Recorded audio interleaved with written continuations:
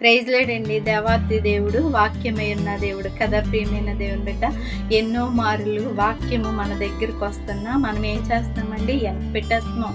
కానీ దేవాతి దేవుడు నీతో నాతో అనుదినము అనుక్షణం మాట్లాడిందే ఆయనకు అసలు ఒక్క క్షణం కూడా అవ్వట్లేదు. ఎందుకంటే అంత ప్రేమించిన మన దేవుడు, మన రాజు యొక్క ప్రభువారు యాకోబు పత్రిక 5వ అధ్యాయము 20వ వచనంలో చెప్తున్నారు, పాపిని వాని తప్పు మార్గంలో నుండి మళ్లించువాడు మరణము నుండి ఒక ఆత్మను రక్షించుటకు అనేక పాపములను కప్పుపుచ్చుటకును తాను తెలుసుకోవాలను. ఆమేన్. ప్రియమైన దేవుని బిడ్డ, ఎందుకంటే పాపం చేస్తున్న వారిని దేవాతి దేవుడు ఏం చేస్తున్నాడంటే పాపిని ప్రేమించే దేవుడు, పాపాన్ని ఒక్కటే దేశించే దేవుడు. అయితే పాపిని దగ్గరకు తీసుకుని అత్తుకుని, అమ్మా నేను నిన్ను కూడా ఏమి అనను, ఎందుకంటే ఆయన పాపుల కొరకు వచ్చి ఉన్నాడండి కదండి. ఎంత గొప్ప దేవుడో చూడండి. రోగుల కొరకు, బలహీనుల కొరకు, ఎందుకంటే తాగుబోతుల కొరకు, వ్యభిచారుల కొరకు, ఇలాంటి దేవుడు ఎవరికి ఉన్నాడండి ప్రియమైన దేవుని బిడ్డ.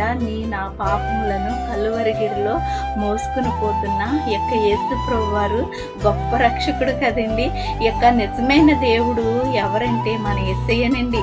ఎంత తేట తెలియగా ఎవరైనా పాపులను ప్రేమిస్తాడండి?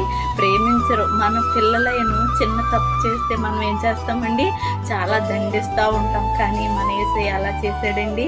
తన హక్కును చేర్చుకుని ఇక మీదట నువ్వు పాపము చేయకని చెప్పిన గొప్ప దేవుడు.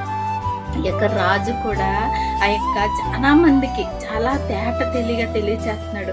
స్మోకింగ్ చేసిన వారిని, డ్రింక్ చేసిన వారిని మనం 10 సార్లు డ్రింక్ చేస్తున్నాం, స్మోక్ చేస్తున్నామని అనకూడదండి. వాళ్ళను దగ్గరికి తీసుకుని ఏదైతే నశించిపోతుందో దానికి నశించిన దాన్ని మనం ఏం చేయాలండి, పిలిచి ఆయన వాక్యము చెప్పాలండి. నశించినప్పుడు ఆ యొక్క రక్షణలోనికి నడిపిస్తే ఆయన వాక్యం పట్టుకుని ఆయనే మార్చుకుంటాడండి. నశించిపోతున్న ఆత్మల కొరకు దేవాతి దేవుడు వచ్చి ఉన్నాడు కనుక వాక్యము ద్వారాగా అనేకులను వాక్యంలోనికి నడిపించి దేవుని వాక్యాన్ని వాళ్ళకి బోధిస్తూ ఉంటే ఏ పాపైనా మారతాడండి. ప్రియమైన దేవుని బిడ్డ, ఇదే అనుకూలమైన సమయం.